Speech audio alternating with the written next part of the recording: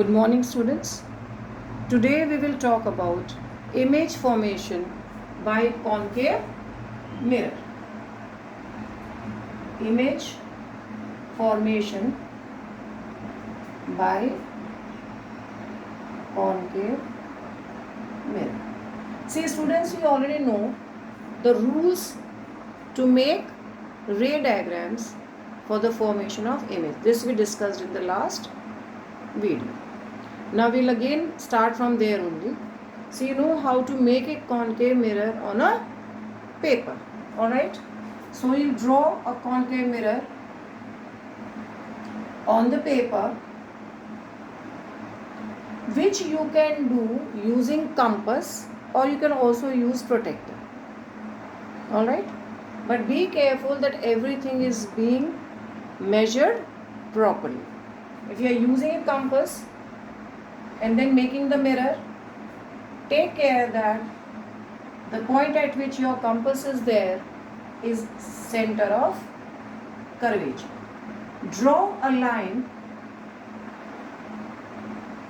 which is passing through center of curvature and pole of the mirror. You already know that it is supposed to be the principal axis. Now what we are going to do is mark your focus. These are your first steps when you are going to draw a ray diagram. This will be your focal length, and this will be your this will be your radius of curvature. These two things are already been explained to you. Now the question arises that when we are forming the image, where is the object? Alright, now you can see that objects can be placed at different points on the principal axis. The various cases can be, the first case can be, the object can be at a very far distance from the mirror. In that case, it is said to be object at infinity. That means it is a very, very large distance from the mirror. Second is, it can start coming from infinity to some definite distance. That is, it can lie anywhere beyond center of curvature. So this can be the second case. The third one, it can come now, coming from here, it can be placed exactly at C. So at C, that is at center of curvature. The next case can be, it can move further,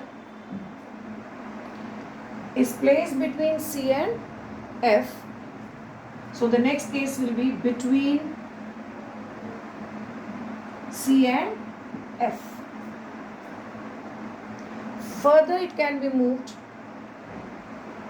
It can be anywhere in C and so whether it is here or it is here, they will mean the same thing. But now it can come exactly at the focus. So there can be a fifth case at F. And then the next one, it can go further and it can be placed between F and O.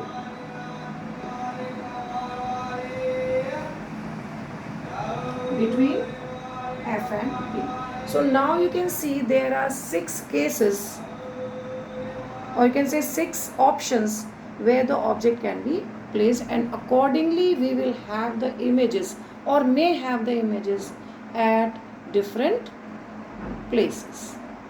Now when you draw the ray diagram, you have to take care of certain things. One is, whenever you are drawing, take the measurement properly and arrows must be clearly shown. Clearly shown means the incident ray, the arrow should be accordingly drawn, and for the reflected rays also the arrows must be clearly drawn. The rules we have already discussed in our last video. So here what we have to do is, We have to take different cases one by one. Recall the rules which we have already studied and draw the image. Alright. Suppose for example, an object is over here. So we are marking as say B and A. See, we will not be taking incident rays from all the points.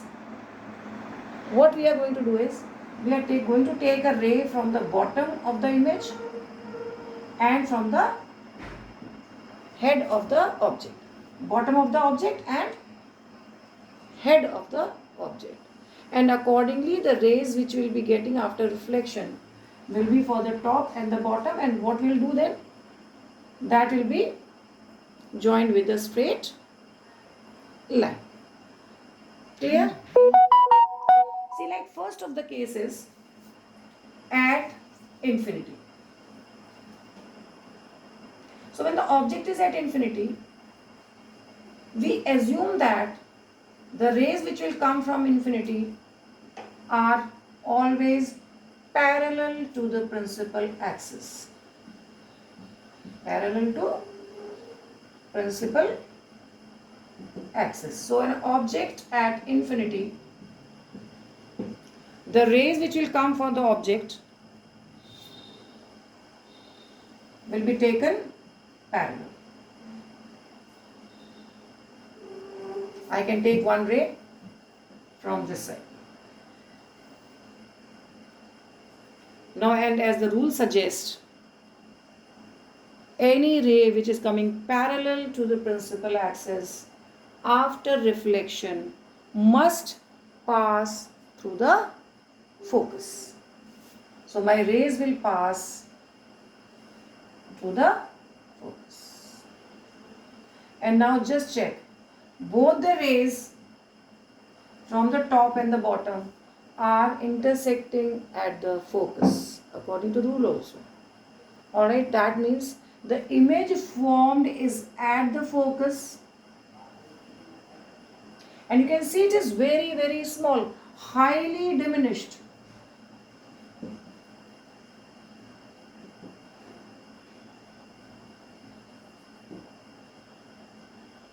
At focus, highly diminished. It's a real image because they are actually meeting at this point, and it will be when the image is real, it will be erect also. Now see what you have to see. We have to check where the image is formed, whether its size, its nature, position, size and nature. In nature, we have to see two things. Is it real or virtual? Real or virtual? Erect or inverted? These are the only cases which you are going to get. So here it is virtual and real and erect. We'll talk about the image formations of other cases in our next video. Thank you.